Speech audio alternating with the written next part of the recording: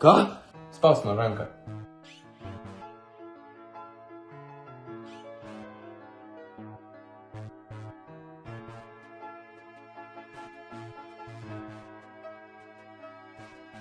Ką? Kas tu toks?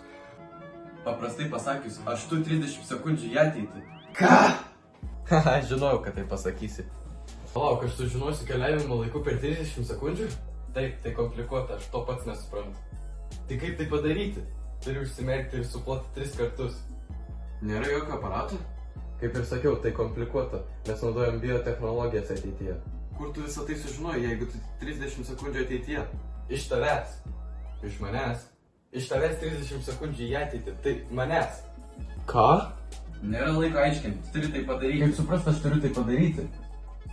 Nes jeigu to nepadarysi, tu neegzistuosi. Tai reiškia, aš neegzistuosiu. Tai reiškia, tu neegzistuosi. Aigo, vos nepamiršau, turėsi viską padaryti lygiai kaip aš.